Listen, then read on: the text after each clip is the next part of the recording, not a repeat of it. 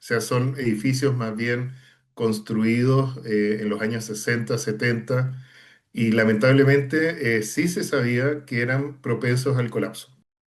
¿Por qué se cayeron tantos edificios en Venezuela luego de este doble sismo? Este miércoles hay imágenes que ya empezamos a ver de cámaras de seguridad a las afueras, sobre todo en La Guaira, en las calles, donde se ve como en segundos edificios se hacen polvo, básicamente, y lamentablemente edificios de 20, 25 pisos que se vienen abajo en segundos. Y hay muchas preguntas después de esta gran tragedia que está pasando en este momento el pueblo venezolano. Una de ellas también, que tanto se estaban cumpliendo estas normas de sismo resistencia allí en La Guaira, en Venezuela en general. Y también otra pregunta que uno se hace es que era posible de alguna manera, con el conocimiento que hoy tiene la humanidad, reducir la magnitud de esta tragedia, este doble sismo que ya ha dicho la ciencia es inusual, pero las dimensiones de esta tragedia, bueno, pues en este momento es un honor, nos estamos contactando con el profesor Rubén Boroshek, que además es profesor de la Universidad de Chile, es ingeniero civil, es especialista en ingeniería sísmica, uno de los mayores expertos en ingeniería sísmica de América Latina. Profesor, es un honor tenerlo y bueno, le voy a trasladar la primera pregunta porque son muchas. ¿Por qué se cayeron estos edificios o tantos edificios en Venezuela? Bueno, gracias. Es una tragedia tremenda. Se cayeron muchos edificios, sí, pero también no se cayeron todos. Y ese es un antecedente que va a pesar a futuro cuando se hagan las comparaciones, incluso en los mismos sectores. O sea, había algo adicional que hay que estudiar en detalle en cada uno de estos edificios. Partiendo con el sismo fue extremadamente fuerte, fue un doble sismo, lo que contribuye a que el número de ciclos o de vueltas que van y viene el edificio dañándose se aumente muchísimo y tenga una probabilidad de colapso. Mi sensación en este momento, sin haber ido a terreno, pero habiendo tenido la oportunidad de estar algunas veces en Venezuela y estudiando algunos de sus detalles constructivos, es que la mayoría de los edificios que hoy vemos en los videos son pre-norma 2001. O sea, son edificios más bien construidos en los años 60, 70. Por supuesto, hay más modernos. Y esas normas tenían deficiencias importantes y lamentablemente sí se sabía que eran propensos al colapso, ¿ya?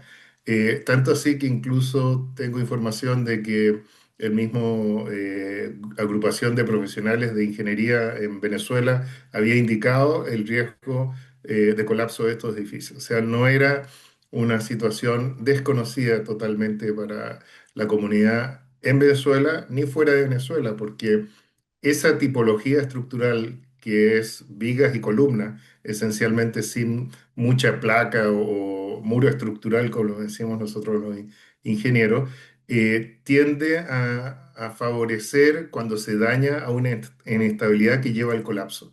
Entonces, es mucho más probable que un edificio como los que vemos en los videos en Venezuela colapse que un edificio que está lleno de muros estructurales o grandes placas, ¿ya? Entonces, esa situación contribuyó mucho.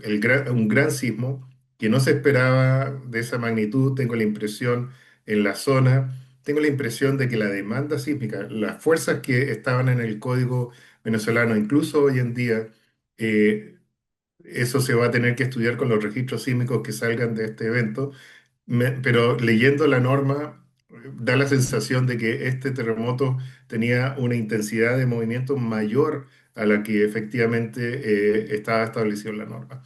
Lo otro que contribuye a esta catástrofe es que los suelos en la zona de La Guaira, el antiguo estado de Vargas, en Venezuela, tiene unas características que tienden a amplificar el movimiento sísmico.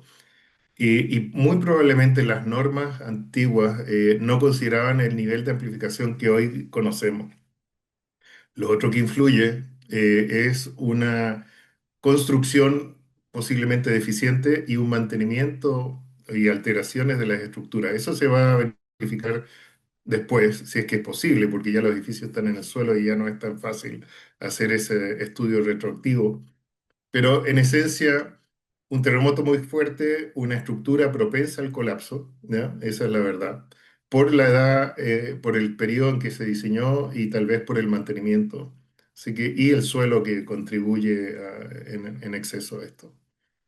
Yo lo escucho hablar y se me viene a la cabeza ciudades como Bogotá, por ejemplo. Nuestra cordillera también dicen que es muy joven y que aquí somos más propensos también a este tipo de movimientos telúricos, de terremotos y de estas normas también porque pues Bogotá, por ejemplo, tiene muchos edificios y bueno, en Colombia en general, casas que se construyeron en los años 60, 70, que son íconos de la ciudad, otros obviamente se han venido construyendo, pero ahí la importancia, digamos, y toda la experticia que tiene en este caso Chile con estos edificios, ¿cómo cree usted que de alguna manera empecemos como a tomar conciencia sobre esta dimensión del daño que causó dos terremotos, además, como usted lo menciona, inusuales? Sí.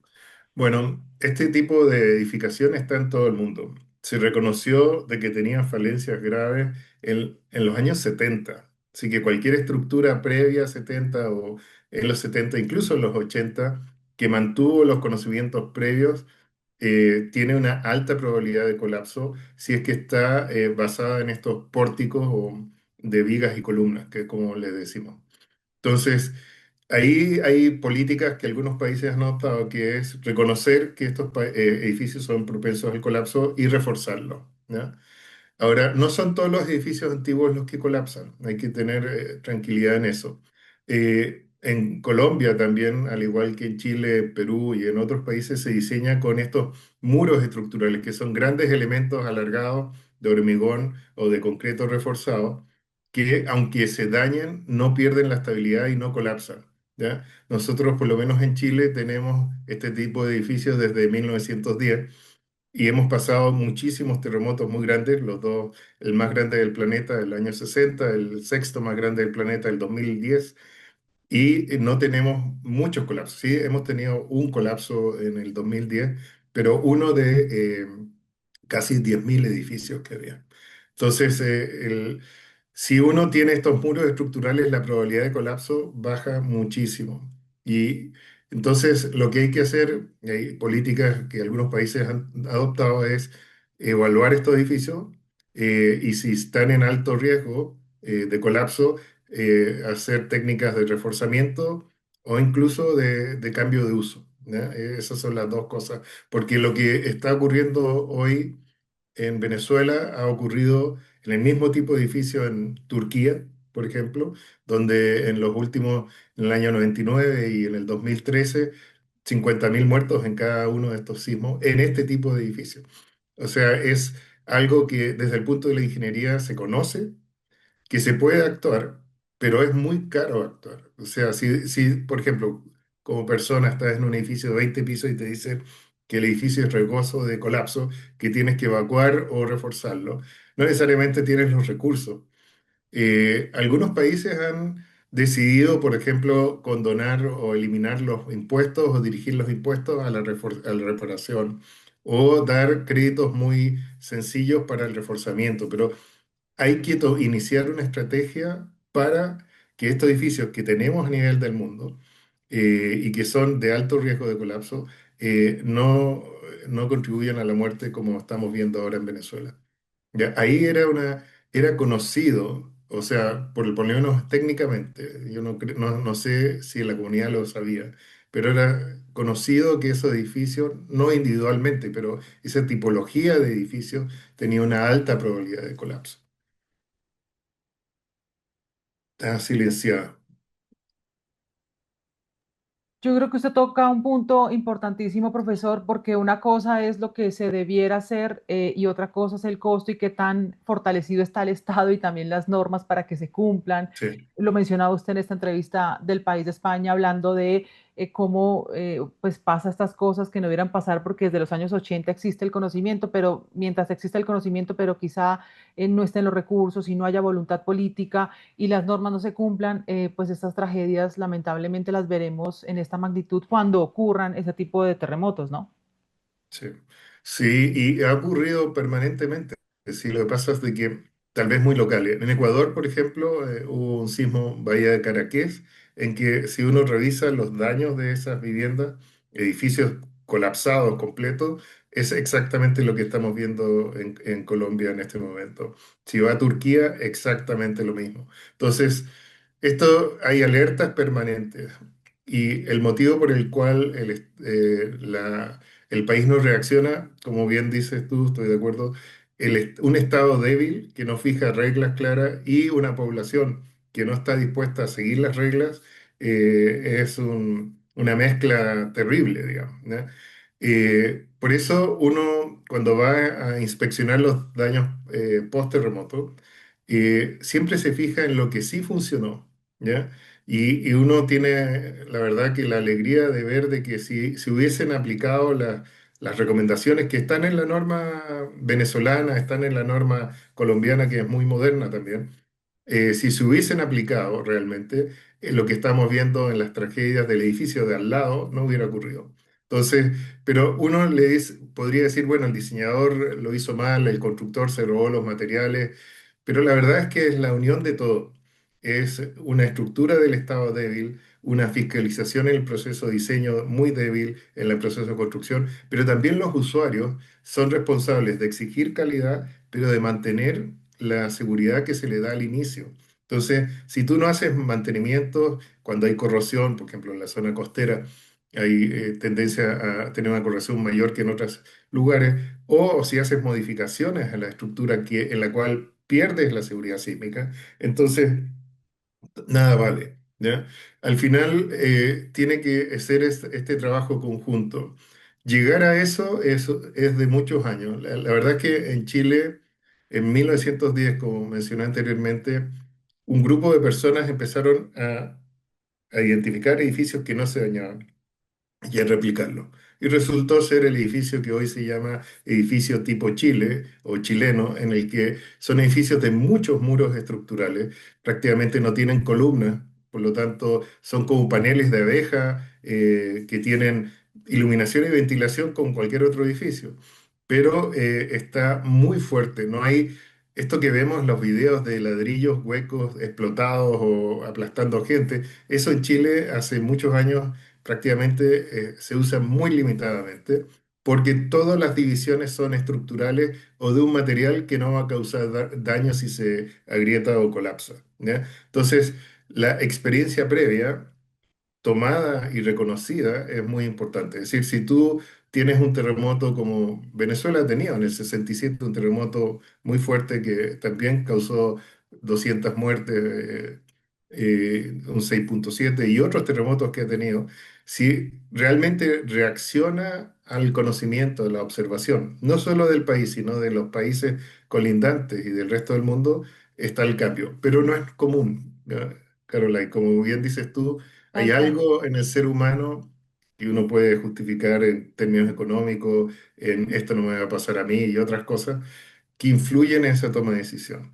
Por lo tanto, esto es un granito de arena que contribuye a un bienestar común. Nosotros no tenemos colapsos ni muertos prácticamente en magnitudes 8, porque en 1910, hace más de 120 años, un grupo de personas empezó a construir bien. Y por lo tanto no tenemos lo que les ocurre a los venezolanos hoy. Alguien construyó en el 60 y se mueren en el 2026 las personas. Entonces, no estamos afectados por la historia. Entonces, aunque nosotros tengamos la mejor norma hoy, no va a cambiar la realidad construida de los próximos años. Entonces, tenemos que reaccionar hacia atrás, tomar decisiones durísimas. No sé. Ahí cada país va a resolver y cada comunidad tiene que ver cómo lo resuelve. Diversos factores, profesor, interesante. En su larga trayectoria como científico, como experto en ingeniería sísmica, en la historia hay un tipo de sismo así como ocurrió en Venezuela. Bueno, sabemos que este doblete sísmico es muy inusual, pero Sí. algo parecido a lo que ocurrió en Venezuela en la historia de la Tierra, pues de la humanidad más bien. Sí, sí, no, no, son extraños, pero no imposibles. Incluso en Venezuela había ocurrido recientemente un doblete, pero de menor magnitud, ¿ya?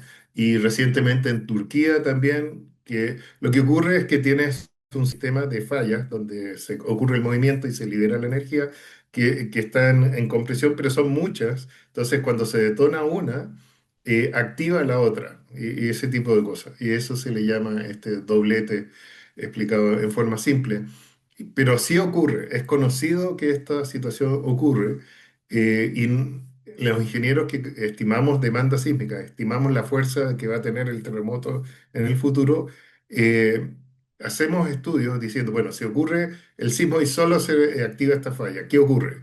Y si además se detona la siguiente, ¿cómo contribuye al movimiento? Entonces, es inusual, pero no imposible, y ha ocurrido tanto en Venezuela como en otros países. O sea, es parte del conocimiento científico actual. Lo que perjudica, aunque parezca extraño, a Venezuela y Ecuador es que estos grandes sismos, que son muy dañinos, no ocurren, no tienen entre medio sismos pequeños suficientes para mantener alerta a la población de que sí hay que preocuparse de los sismos, alerta a los ingenieros y a los constructores de que sí debemos diseñar bien, y al Estado de que procure mantener esta seguridad. Entonces, algunos países, Chile, por ejemplo, tiene terremotos de magnitud 4 o unas 3 a 5 veces a la semana. Todos los días alguien en Chile siente un sismo. Eso es los últimos Impresionante.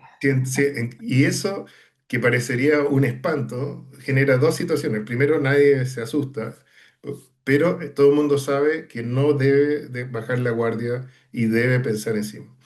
Esta suerte, que parecería mala suerte, en otros países no existe. Entonces, tiene los mismos sismos severos que nosotros, por ejemplo, Ecuador, pero no tiene los pequeños entremedios que te van alertando a la población, te van identificando estructuras que son débiles y se dañan cuando no deberían dañarse. Entonces, estas situaciones es compleja, pero lo más importante es aprender de lo que ocurre con los sismos cotidianos, ¿ya? En Colombia ustedes han tenido muchísimos sismos, tienen grupos profesionales muy buenos, pero al igual que en muchos países latinoamericanos, tenemos la dificultad de que no siempre la ejecución del proyecto y la mantención del proyecto está acorde a lo que los técnicos han definido.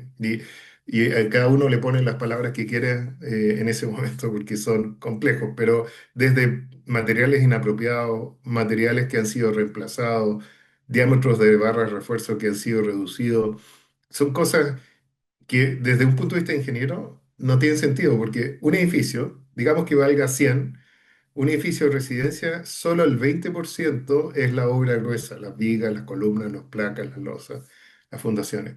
Entonces, cuando tú haces algo que abaratar algo en el 20%, aunque abarates el 10%, realmente el valor total de la obra no es nada, ¿ya?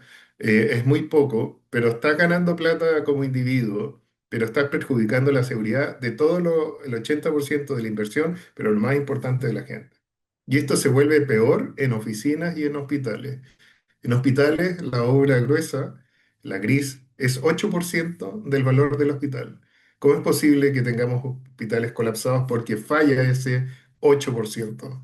Cuando tú le metes un aislador sísmico, un disipador de energía o muros y ya te gastaste un 1%, 2% más, pero ya no pierdes la inversión y puedes seguir operando. Entonces, cuando uno ve los números, dice, aquí hay algo cultural muy, muy terrible, que somos nosotros. El sismo siempre ha estado, ¿ya? Y los colapsos han estado, pero nosotros desde hace muchas décadas sabemos cómo evitar el daño, ¿ya? El colapso. ¿Por qué no logramos hacer el cambio cultural? Eso es interesante, pero no de un ingeniero, la verdad. Claro, de toda una sociedad y el punto ahí importantísimo es la ética y ese dato interesantísimo Claro, de que al final en la construcción de un edificio es el 20% para hacerlo de alguna manera sismo resistente y se abaratan los costos, se pide hacer cosas menos para ahorrar el dinero. Es nuestra cultura latinoamericana de cierta manera y bueno, y si a eso se le añade el ingrediente de un estado no tan fuerte como el venezolano, sí. pues eso es un ingrediente lamentable, la verdad, con esto que ha pasado. Profesor, muchísimas gracias. No sé si quiere agregar otra cosa más. No, solo la solidaridad con el pueblo venezolano. Uno le gustaría ayudar lo más posible. Las condiciones ahora son de rescatar a los que todavía están vivos, acompañar a los dolientes y rescatar los cuerpos.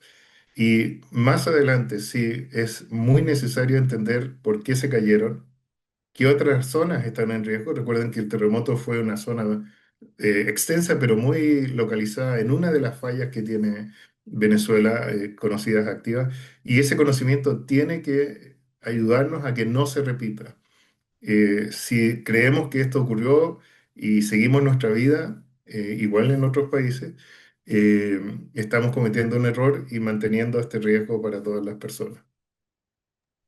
Profesor, un gusto que esté con Un gusto. nosotros. Muchas gracias por ampliarnos y darnos todo este conocimiento y una explicación y lo que usted dice. Vamos a ver qué pasa al final y bueno, inicialmente pues toda esta solidaridad, por supuesto, con las personas que lo han perdido todo. Muchísimas gracias. Gracias a ti por difundir este conocimiento.